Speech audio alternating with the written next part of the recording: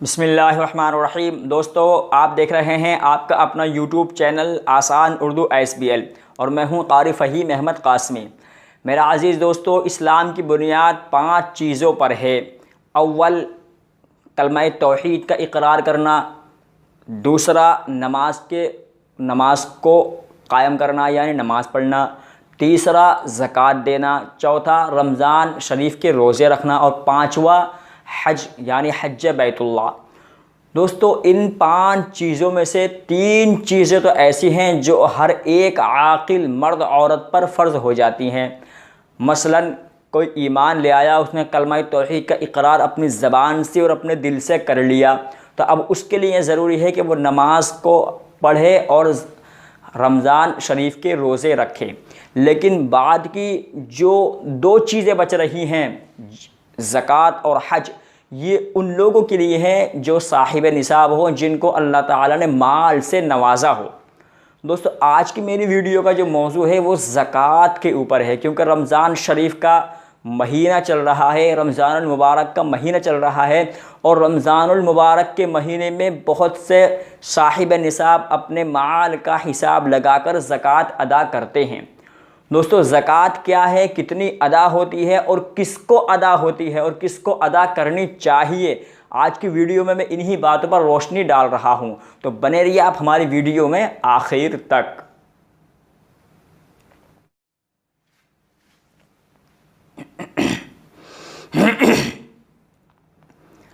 तो मेरा अज़ीज़ दोस्तों, ज़कात इस्लाम के जो बुनियादी रुकन हैं, जो इस्लाम की बुनियाद 5 चीज़ों पर है। इस्लाम की इमारत जिन 5 सुतूनों पर खड़ी है, उनमें से एक सुकून ज़कात भी है। उनमें से एक सुतून ज़कात भी है। यानी आदमी अगर 5 चीज़ों का तो इकरार करे, लेकिन उनमें से कोई एक चीज़ को अदा ना करे, तो उसका ईमान, उसका यकीन मुकम्मल नहीं है, नाक़िस है। मसलन कोई कलमा तौहीद का तो इकरार अपनी ज़बान से कर ले, अल्लाह वहदहु ला शरीक को अपना परवरदिगार तस्लीम कर ले, और मोहम्मद सल्लल्लाहु अलैहि वसल्लम को आखिरुज़्ज़मा पैगम्बर भी तस्लीम कर ले, लेकिन नमाज का इनकार कर दे, तो उसका ईमान मुकम्मल नहीं, नाक़िस है। इसी तरह दोनों चीज़ों का इकरार कर ले, ज़कात का इनकार कर दे। मेरे कहने का मतलब ये है, 5 चीज़ों में से 4 का भी अब वो इकरार कर ले और एक का इनकार कर दे, तो दोस्तों उसका ईमान मुकम्मल नहीं है, नाक़िस है। ज़कात अल्लाह ताला ने उन लोगों के ऊपर फ़र्ज़ की है जो कि साहिब निसाब हो जाते हैं, जिनको अल्लाह ताला माल से नवाज देता है।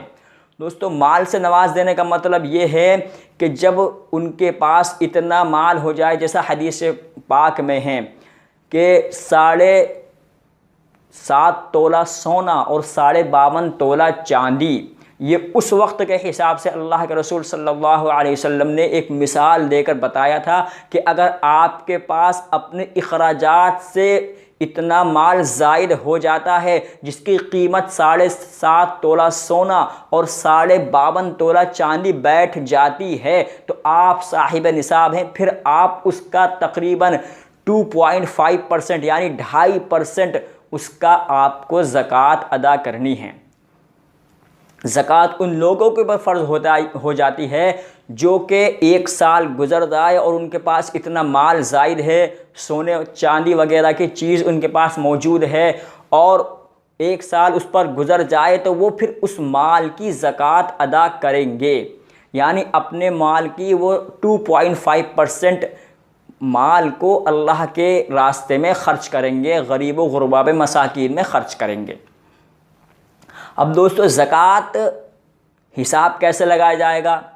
हिसाब लगता है कि मेरे पास, मान लीजिए मेरी बीवी के पास इतने गहने सोने चांदी के हैं, तो मैं आज की मार्केट जो चल रही है सोने की और चांदी की, आज की मार्केट के हिसाब से उसकी कीमत अदा करूंगा। और कीमत अगर उसकी साहिब निसाब तक पहुंचती है तो मेरे ऊपर भी ज़कात फ़र्ज़ हो जाती है, मुझे भी ज़कात का अदा करना ज़रूरी है। और ज़कात दोस्तों, आजकल ज़कात अदा करने में बेइंतहाई लापरवाही हो रही है। लोग अपने पैसे को समझते हैं कि अगर हम ज़कात अदा कर देंगे तो पैसे कम हो जाएंगे। हालांकि हुज़ूर अकरम सल्लल्लाहु अलैहि वसल्लम का इरशाद है कि जो अल्लाह के रास्ते में खर्च करता है अल्लाह उसके माल को बढ़ा देता है। और एक नहीं सैकड़ों ऐसी मिसालें हैं कि जो अपने माल की ज़कात अदा करते हैं उनके माल में अल्लाह ताला कैसी खैर व बरकत नाजिल फरमाता है। अब ज़कात देनी किसको चाहिए? कोई भी मांगने वाला आ जाए, आपने उठाकर उसको पैसा दे दिया, आप समझते हैं हमारी ज़कात अदा हो गई। कोई औरत आ जाए मांगने वाली कि अल्लाह भाई अल्लाह के नाम पे, आपने उठाकर अपना पैसा उसको दे दिया, आपने समझा हमारी ज़कात अदा हो गई। दोस्तों मैं यहाँ पर एक कड़वी बात बोलने वाला हूँ, आपका पैसा भी जा रहा है, आपका माल भी ख़त्म हो रहा है और आपकी ज़कात भी अदा नहीं हो रही है। आज का दौर ऐसा है कि आपका माल भी जा रहा है, आपका पैसा भी जा रहा है, लेकिन आपकी ज़कात फिर भी अदा नहीं हो रही। आपका माल भी खर्च हो गया लेकिन ज़कात आपकी फिर भी अदा नहीं हुई, और ज़कात की जो फ़र्ज़ियत है वो अभी तक आपके ऊपर जो है लाजिम है और आपकी ज़कात अभी अदा हुई ही नहीं है। दोस्तों आपको ज़कात ऐसे लोगों को देनी है जो कि उसके मुस्तहिक़ हो। मुस्तहिक़ीन तक जब तक ज़कात नहीं पहुँचेगी तब तक आपकी ज़कात अदा ना होगी। मेरी उम्र इतनी तो नहीं है, लेकिन इन गुनाहगार आंखों से मैंने ऐसा मुशाहिदा किया है कि बहुत से शराबी, कबाबी, जुआरी और रेले के रेले, गोल के गोल बनाकर आपके दरवाज़ों पर आ जाते हैं और आप बड़ी खुशी से अपना पैसा उनको देते हैं। और उनका काम क्या है, आपसे पैसा लिया और जाकर बाज़ार में दारू पी ली और जुए में सारे पैसे उड़ा दिए। ऐसे लोगों को ज़कात देने से दोस्तों ज़कात अदा नहीं होगी। ज़कात अगर आपको देनी है तो आपको साहिब निसाब साहिब मुस्तहिक़ तलाश कीजिए। हो सकता है वो आपका सगा भाई ही क्यों ना हो। आपका सगा भाई है, वो फौत हो गया, उसकी बीवी बेवा है, उसके बच्चे छोटे छोटे हैं, कोई कमाने का ज़रिया माश नहीं है। आप चाहिए कि आप अपने भावज और अपनी भतीजों के साथ सिला रहमी करें और आप उनको ज़कात दें। लेकिन आप अपने घर में ज़कात देने से इसलिए कतराते हैं कि अगर इनको पता चल गया तो ये कहेंगे हमारे फितराने और ज़कात हमें दे रहे हैं। तो दोस्तों जो हमें शरीयत ने सही रास्ता दिखाया है ज़कात अदा करने का, हम उससे हटकर उन लोगों को ज़कात पहुंचा रहे हैं जो कि शराबी, कबाबी और ज़िनाकार लोग होते हैं। वो लोग आपका पैसा ले जाते हैं और अपने गुलछल्ले उड़ाकर आपका पैसा ख़त्म कर देते हैं और आपकी ज़कात फिर भी अदा नहीं होती। दोस्तों आपने कभी ये सोचा कि अगर मैं ये 2.5% जो अल्लाह ने मेरे ऊपर ज़कात की शक्ल में फ़र्ज़ किया है, अगर मैं इसको रोक कर रखता हूँ तो हो सकता है मेरे पड़ोस में, मेरे बस्ती में, मेरे मोहल्ले में बहुत से लोग ऐसे हैं जिनको शाम का खाना नसीब नहीं होता। कोई बाप ऐसा है जिसकी जवान बेटियां घर में बैठी हुई हैं और वो देख रहा है कि किसी की ज़कात मुझे मिल जाए तो मेरी बेटी के हाथ पीले हो जाएं। वो इस बात का इंतज़ार कर रहा है कि कोई अपना 2.5% मुझ तक पहुंचाए तो मैं अपनी बेटी के हाथ पीले कर दूं। वो इस इंतज़ार में है, कोई बेवा इस इंतज़ार में है, कोई अपना 2.5% मुझ तक पहुंचा दे तो मैं अपने बच्चों का पेट भर सकूं। कोई लाचार, कोई मजबूर, कोई मिस्कीन, कोई यतीम इस बात का मुंतज़िर है कि आपका 2.5% उस तक पहुँचे तो वो अपने आप को भी और अपने पेट को भी पाल सके। लेकिन दोस्तों हम उनका ख्याल ना करते हुए ऐसे लोगों को अपना माल देते हैं जो कि ज़कात के मुस्तहिक़ भी नहीं हैं और वो बड़ी बड़ी तंजीमें चल रही हैं। मैं कड़वी बात बोलने लगा हूँ। आप यहाँ पर देखिए आजकल ऐसा एक नहीं सैकड़ों ऐसे लोग आ रहे हैं कि एक ठेला उन्होंने ले रखा है, उस पर रेडियो लगा रखी है और कह रहे हैं अपनी आंखों से देखिए, अपनी नज़र से देखिए कितना मजबूर है, लाचार है, फलाना है, ढिमाका है, दोनों टांगों से मजबूर है, चल नहीं सकता। ऐसे लोगों को ज़कात देने से मेरे दोस्तों बेहतर है कि आप अपने रिश्तेदारों में, अपने घरों में और अपने बहनोइयों में जो इस चीज़ के मुस्तहिक़ हों उनको आप ज़कात पहुंचाइए। उससे आपको दुगना सवाब मिलेगा। एक आपकी ज़कात अदा होगी और दूसरा आपको सिला रहमी करने का भी सवाब मिलेगा। लेकिन ऐसे लोग जो शराबी, कबाबी, जुआरी होते हैं, अपने रिक्शों में एक को बैठा कर ले आए और एक उसका रिक्शा खींच रहा है और रेडियो लगुई है और माइक बोल रहा है कितनी मजबूर है, बेवा है, लाचार है, दोनों टांगों से चल नहीं सकता। दोस्तों इन लोगों की बड़ी बड़ी तंजीमें चल रही हैं। अभी एक हाल ही में मेरे सामने एक पोस्ट गुजरा कि महाराष्ट्र के अंदर लोगों ने एक मुहिम चलाई और उन्होंने मुहिम ये चलाई कि जो लोग मांगने के लिए आ रहे हैं उनसे एक सवाल ये किया जाए कि तुम मांग किस लिए रहे हो। वो कहेंगे जाहिर सी बात है खाने के लिए, तो उनको रुपया धेला कुछ मत दो, बल्कि पका हुआ खाना उनको दो ताकि वो खाएं और जाएं। दोस्तों पूरे महाराष्ट्र के जो भिखारी थे, पूरे महाराष्ट्र में जो लोग वहाँ पर मांगने के लिए जाते थे, वो सब वहाँ से भाग आए और सब ने यूपी का रुख कर लिया। कोई कहीं दिल्ली पहुँच गया, कोई कहीं पहुँच गया। हालांकि महाराष्ट्र की ये जो मुहिम थी बड़ी अच्छी मुहिम थी कि तुम मांग इसलिए रहे हो कि खाना खाओगे, तो खाना खिला रहे हैं, खाना खाओ और जाओ, लेकिन रुपया पैसा किसी को कोई ना दे। अगर ऐसी ही मुहिम हिंदुस्तान के और दुनिया के हर एक खित्ते में चलने लगे तो दोस्तों मैं समझता हूं कि ये जो लोग शराबी कबाबी जुआरी हैं, इनकी हिम्मत ना होगी कि आपके दरवाजे पर आ सकें। अब हाल ही की एक बात बताऊं, मेरे दरवाजे पर एक शख्स आया और उसको मैंने खुद इन गुनाहगार आंखों से मुशाहिदा कई मरतबा किया है कि वो यहाँ से जाता है और दारू पी के फिर लुढ़कता फिरता है। आया दरवाजे पर, ला बहन खाना, ला बहन अल्लाह के नाम पे खाना। मैंने डंडा दिखाया कि साले यहाँ से चला जा वरना तेरी टांगें तोड़ दूंगा। उस दिन से वो मेरी गली में आज तक भटकता नहीं है। तो मेरे दोस्तों कहने का मतलब ये है कि अगर अल्लाह ने आपको माल दिया है और आपके माल पर साल गुजर चुका है और आपके ऊपर ज़कात फ़र्ज हो गई है, तो आप ऐसे लोगों को अपने पड़ोस में, अपने घर में, अपने मोहल्ले में ऐसे लोगों को आप तलाश करें जो कि ज़कात के मुस्तहिक हों, जो कि आपके 2.5% ज़कात के इंतज़ार में बैठे हों। किसी की छत उस पैसे से डल जाएगी, किसी की बेटी के हाथ पीले हो जाएंगे। आपकी बहन है, आपकी बहन परेशान रह रही है, आपने उसकी शादी कर दी और वो अपने घर जाकर परेशान रह रही है, तो सबसे बेहतर तरीका है कि आप अपनी बहन को खुफिया तरीके से ज़कात अदा करें। आप अपनी खालाओं को, मामूओं को, जो जो आपकी नज़र में परेशान हो, अपने रिश्तेदारों में, अपने अहले व अयाल में, आप उनको ज़कात दीजिए। इससे आपको दुगना फ़ायदा होगा, एक तो ज़कात अदा करने का और दूसरा सिला रहमी करने का। लेकिन हमारी तवज्जो उनकी तरफ पहुँचती नहीं है।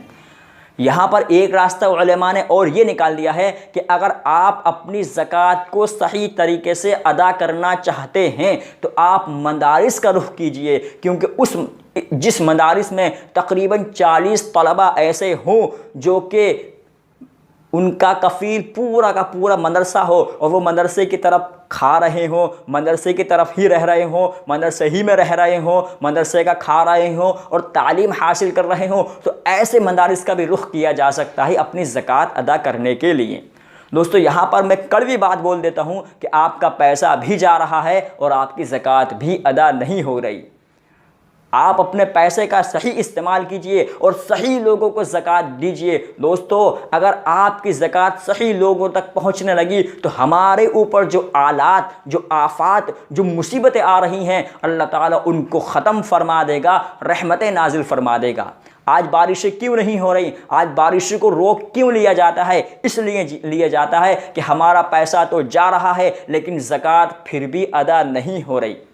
मैं ये नहीं कहता आप मजबूरों, लाचारों, मसाकीन को ज़कात न दें, लेकिन उन लोगों को दें जो आप उनकी तहकीक करें कि वो कहीं शराबी तो नहीं, कहीं कबाबी तो नहीं, कहीं जुआरी तो नहीं, कहीं वो जो है सट्टेबाज तो नहीं। ऐसे लोगों को ज़कात देने से अच्छा है दोस्तों आप अपने घरों में, मोहल्ले में और अपने रिश्तेदारों में परेशान जो लोग हैं उनको ज़कात अदा करें। इससे आपकी ज़कात भी अदा हो जाएगी और आपका सवाब भी दुगना हो जाएगा। यहाँ पर एक मैं छोटा सा वाक़या आपको सुनाता चलूँ। हमारे यहाँ इज्तिमा हुआ था, हज़रत मौलाना साद साहब हज़रत जी दामत बरकातहुम एक वाक़या सुनाने लगे कि मेरे पास एक शख्स आया, जमात का साथी था। उसने कहा कि हज़रत बीवी के गहने एक पर्स में थे, वो पर्स चोरी हो गया। तो हज़रत मौलाना साद साहब ने फरमाया कि भाई आप उन गहनों की ज़कात अदा करते थे? तो वो शख्स कहने लगा कि ज़कात तो मैं जी हर साल अदा करता था, लेकिन वो गहने चोरी हो गए, मिल नहीं रहे।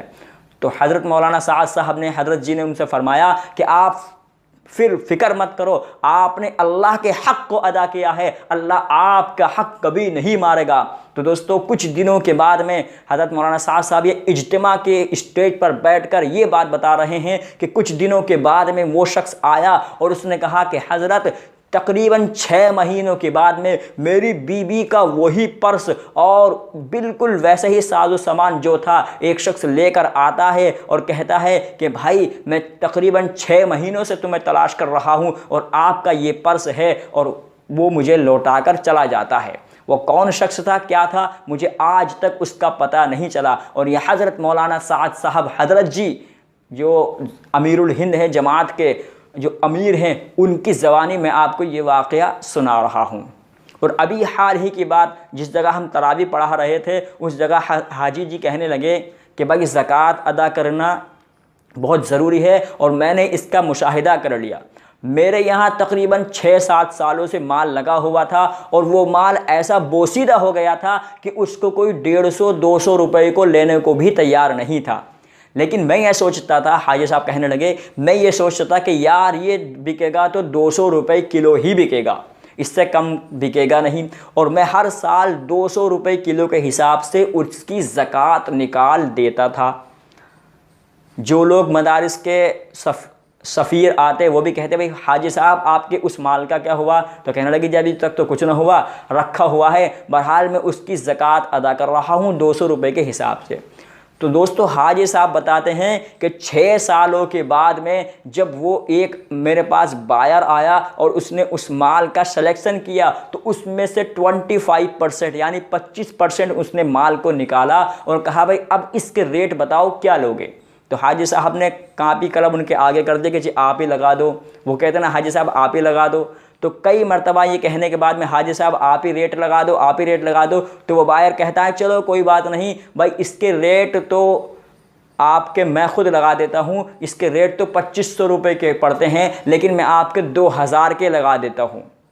दोस्तों तो उस बायर ने खुद 2000 रुपये के रेट लगाकर वो 25% माल को उठाया, जो कि 6-7 सालों से बिल्कुल बोसीदा हो चुका था और कोई उसको 150 रुपये किलो तक लेने को तैयार नहीं था। तो दोस्तों ये होती है ज़कात की बरकत, यानी जब ज़कात सही माना में और सही जगह पर अदा होती है तो अल्लाह ताला उसमें खैर पैदा कर देते हैं और उसकी खैर कभी न कभी ज़रूर रूनमा होती है।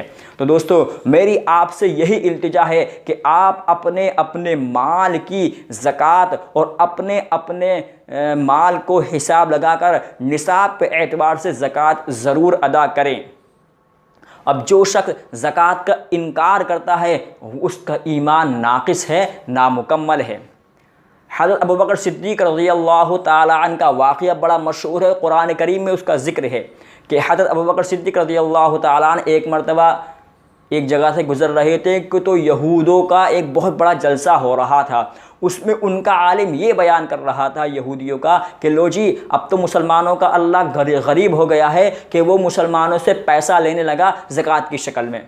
तो हज़रत अबू बकर सिद्दीक़ रज़ियल्लाहु अन्हु को तैश आ गया और एक तमाचा उस के मुंह पर मारा और आप वापस आ गए। तो तमाम यहूदी इकट्ठा होकर मोहम्मद सल्लल्लाहु अलैहि वसल्लम की खिदमत में हाजिर हुए और फरमाया कि जी आपकी शरीयत में तो ये कहते हैं कि मज़लूम के ऊपर हाथ नहीं उठाना चाहिए, मज़लूम की बद्दुआ नहीं करनी चाहिए, लेकिन आपका एक अबू बकर नामी शख्स है, उसने हमारे आलिम पर थप्पड़ लगा दिया और वो बेचारा मज़लूम है, उसने कुछ कहा भी नहीं। तो हज़रत अबू बकर सिद्दीक़ रज़ियल्लाहु ताला अन्हु को बुलाया गया, आप तशरीफ़ लाए। हुज़ूर ने उनसे सवाल किया कि अबू बकर ये ऐसे ऐसे कहते हैं कि ये बात सही है। तो हज़रत अबू बकर सिद्दीक़ रज़ियल्लाहु अन्हु कहने लगे कि जी अल्लाह के रसूल ये बात सही है। उधर से बार बार ये मुतालबा हो रहा है कि जी बदला दिलवाइए, बदला दिलवाइए, मज़लूम से मज़लूम को मारा है, बदला दिलवाइए। इधर हुज़ूर भी खामोश। तो दोस्तों जिब्रील अमीन आ गए और कुरान करीम की आयत लेकर आ गए जिसमें अल्लाह ताला ने फरमाया, जिसका मफ़हूम है कि ये जो लोग अल्लाह को गरीब कह रहे थे, जो अल्लाह को ये नादार कह रहे थे, क्या अब अल्लाह गरीब हो गया और नादार हो गया कि अब मुसलमानों से पैसा भी लेना शुरू कर दिया है। तो अबू बकर ने उनके तैश में आकर जो अल्लाह के शान में गुस्ताखी हुई थी उसमें तैश में आकर इसके थप्पड़ लगाया है। लिहाजा ये लोग झूठे हैं, बेबुनियाद हैं। सब दोस्तों सब भागे। तो मेरे अज़ीज़ दोस्तों, यहाँ पर मैं यही कहना चाहूँगा कि अपने अपने माल का निसाब लगाकर ज़कात ज़रूर अदा करें। और यहाँ पर आज के दौर में ज़कात में सबसे ज़्यादा लापरवाही बढ़ती जा रही है। बहुत से लोग लापरवाही बरतते हैं। अभी एक मिसाल देकर मैं अपनी बात को ख़त्म करता हूँ। मान लीजिए आप साहिब निसाब हैं और आपने 7.5 तोला सोना और 52 तोला चांदी के बकदर आपके पास सामान है या कीमत है, और आप साहिब निसाब हैं, आप ज़कात फिर भी अदा नहीं करते। अभी एक शख्स ने सवाल किया कि जी हम ज़कात अदा क्यों करें भाई? तो एक आलिम ने उनको बड़ा अच्छा जवाब दिया कि जी आप जब केले, अमरूद, सेब वगैरह और या तरबूज वगैरह लेने जाते हो तो आप क्या लेते हो कि जी हम तो तोल कर लेते हैं। जैसा वो ख़रीद व फ़रोख्त में जो मामूल होता है, जो ख़रीद व फ़रोख्त का उसूल होता है, उसी के मुताबिक लेते हैं कि भाई उसने तरबूज 25 रुपये किलो लगाया तो हमने 4 किलो 100 रुपये का ले लिया। तो दोस्तों, उन आलिम साहब ने जवाब दिया कि आपने तरबूज लिया है, उसका छिलका तो नहीं लिया। आप इस्तेमाल सिर्फ उसका गूदा करेंगे, यानी जो उसका लाल रंग का हिस्सा होता है आप उसको इस्तेमाल करेंगे, बाकी उसके छिलके को जो है फेंक देंगे। तो आप छिलके की कीमत क्यों देकर आए हैं? आप खाली तरबूज की कीमत देकर आते ना। तो इसीलिए आप अपने 2.5% को अल्लाह के रास्ते में ख़र्च करिए। आप अपने 2.5% को अल्लाह के रास्ते में ख़र्च करिए। आपने कीमत तो तरबूज की लगाई थी, लेकिन छिलका तो फिर उसके साथ में आ गया। आप ख़रीद के तो केले लाए थे, लेकिन उसका छिलका तो फिर भी आपको फेंकना पड़ गया। तो दोस्तों, आप अपने माल को पाक और साफ़ करने के लिए अपनी ज़कात को ज़रूर अदा करें। अल्लाह ताला मुझे भी और आपको भी अमल करने की तौफ़ीक़ अता फ़रमाए, और अपने अपने मोहल्ले और एतबार से और अपने अपने इज़्ज़ा और अकारिब के एतबार से सही सही लोगों को और मुस्तहिक़ीन को ज़कात देने की तौफ़ीक़ अता फ़रमाए। आज के लिए दोस्तों फ़िलहाल इतना ही। वीडियो अच्छी लगी हो वीडियो को लाइक कर दें, शेयर करें, और चैनल आसान उर्दू SBL को सब्सक्राइब करना भी ना भूलें। दोस्तों, ये वीडियो का मौजू मैं कई दिनों से बना रहा था, बल्कि पिछले साल रमज़ानों में भी मैं सोचा था कि ज़कात के ऊपर कोई वीडियो बनाई जाए, लेकिन उस वक्त भी कोई मौका ना मिला। आज मुझे मौका मिला है कि ज़कात के ऊपर लोगों से बात की जाए, और ये सिर्फ मुझे मौका नहीं मिला, बल्कि कुछ लोगों ने ताकीद मुझसे कहा था कि हज़रत ज़कात के ऊपर कोई ऐसी एक वीडियो बनाइए जो कि लोगों को समझ में आए और ज़कात के मसाइल उनके समझ में आ जाएं। तो दोस्तों, वीडियो अच्छी लगी वीडियो को लाइक कर दें और शेयर करें, और चैनल आसान उर्दू SBL को सब्सक्राइब करना भी ना भूलें। हम मिलते हैं आपसे फिर किसी वीडियो में, फिर किसी नए टॉपिक के साथ। जब तक के लिए अल्लाह हाफिज़।